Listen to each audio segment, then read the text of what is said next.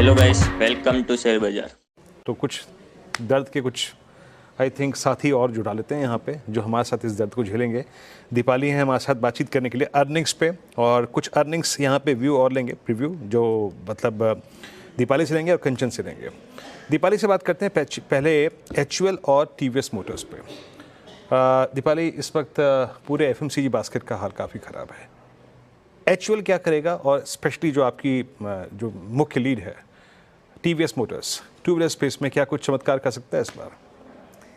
HUL की पहले बात करेंगे, और HUL के केस में या फिर पूरे ही FMCG पैक में ये देखने को मिला है कि रूरल रिकवरी तो हुई है लेकिन अर्बन स्लो डाउन है, और उस स्लो डाउन की वजह से जो रिकवरी रूरल मार्केट्स में दिखी है वो पूरी तरीके से ऑफसेट हुई है, और उसी का रिफ्लेक्शन अर्निंग्स पर दिखेगा HUL के, क्योंकि जो नंबर्स हैं वो फ्लैट रहने की पॉसिबिलिटी है HUL के। एक एक करके नंबर्स बताएं तो रेवेन्यू सिर्फ 2.5% बढ़कर आ सकता है, मुनाफा 1.5% घटकर आ सकता है 2675 करोड़ के आसपास, एबिटा में भी 1.5% की ग्रोथ रहेगी, और अगर एबिटा मार्जिन देखेंगे तो फ्लैट रहेंगे, 23.4% रहने की पॉसिबिलिटी है। पिछले साल के इसी क्वार्टर में 23.2% के आसपास के मार्जिन थे, तो बिल्कुल फ्लैट नंबर्स रहने की पॉसिबिलिटी है। अगर सेगमेंट्स देखें तो ब्यूटी और वेलनेस सेगमेंट में 7 से 8% की ग्रोथ, पर्सनल केयर फ्लैटिश रह सकता है क्योंकि प्राइस कट किया था कंपनी ने, उसका इंपैक्ट। होम केयर सेगमेंट में भी 4 से 5% की ग्रोथ, और फूड और रिफ्रेशमेंट में थोड़ी सी ग्रोथ दिखाई देगी क्योंकि टी कॉफी के प्राइसेस बढ़े थे, इन्फ्लेशन वहाँ पर देखने को मिली थी, तो उसका इंपैक्ट दिखा है। अब इंपॉर्टेंट ये रहेगा कि नंबर्स तो फ्लैट रहेंगे जैसे कि एक्सपेक्टेड है, लेकिन मैनेजमेंट की कमेंट्री 2-3 पर्सपेक्टिव से बहुत इंपॉर्टेंट रहेगी।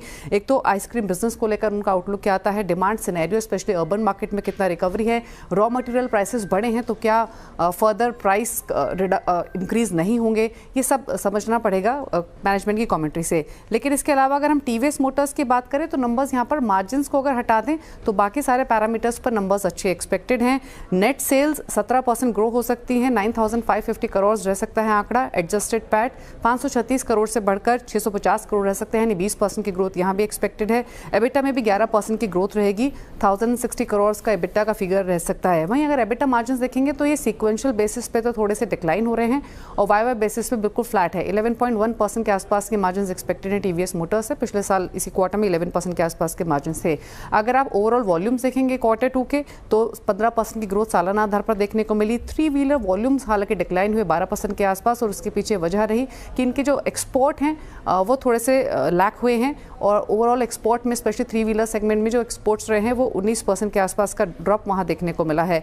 एबिटा मार्जिन्स जैसे कहा सीक्वेंशियल बेसिस पे थोड़े से कॉन्ट्रैक्ट हो रहे हैं। नज़र रहेगी इनके एक्सपोर्ट्स पर, लॉन्च पाइपलाइन पर, और साथ ही साथ इनके EV मार्केट शेयर और सेल्स पर। इनफैक्ट जो इनके मार्जिन्स फ्लैट रहे हैं उसके पीछे EV सेल्स का ही कारण है। EV सेल्स इनकी पिकअप हुई है जहाँ पर मार्जिन्स कंपनी कम एंजॉय करती है। तो ये कुछ पैरामीटर्स पर नजर रहेगी, लेकिन नंबर्स मार्जिन्स के अलावा